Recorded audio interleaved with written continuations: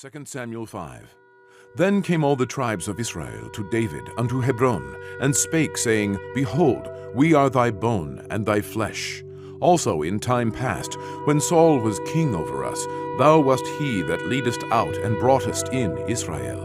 And the Lord said to thee, Thou shalt feed my people Israel, and thou shalt be a captain over Israel.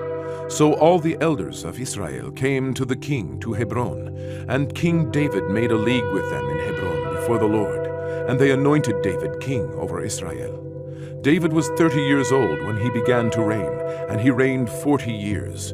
In Hebron he reigned over Judah 7 years and 6 months, and in Jerusalem he reigned 30 years over all Israel and Judah.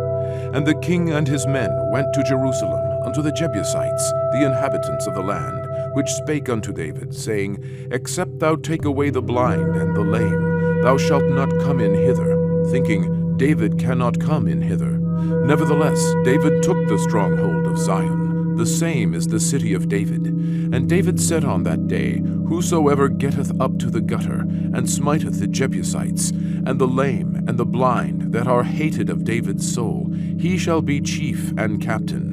Wherefore they said, The blind and the lame shall not come into the house. So David dwelt in the fort, and called it the city of David. And David built round about from Millo and inward. And David went on, and grew great, and the Lord God of hosts was with him. And Hiram, king of Tyre, sent messengers to David, and cedar trees, and carpenters, and masons, and they built David an house.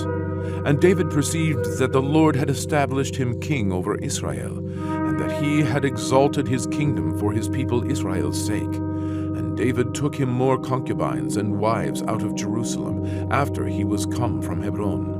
And there were yet sons and daughters born to David. And these be the names of those that were born unto him in Jerusalem: Shammua, and Shobab, and Nathan, and Solomon, Ibhar also, and Elishua, and Nepheg, and Yaphiah, and Elishama, and Eliadah, and Eliphalet. But when the Philistines heard that they had anointed David king over Israel, all the Philistines came up to seek David, and David heard of it, and went down to the hold. The Philistines also came and spread themselves in the valley of Rephaim. And David inquired of the Lord, saying, Shall I go up to the Philistines? Wilt thou deliver them into mine hand? And the Lord said unto David, Go up, for I will doubtless deliver the Philistines into thine hand. And David came to Baal-Peratzim, and David smote them there, and said, The Lord hath broken forth upon mine enemies before me, as the breach of waters. Therefore he called the name of that place Baal-Peratzim. And there they left their images, and David and his men burned them.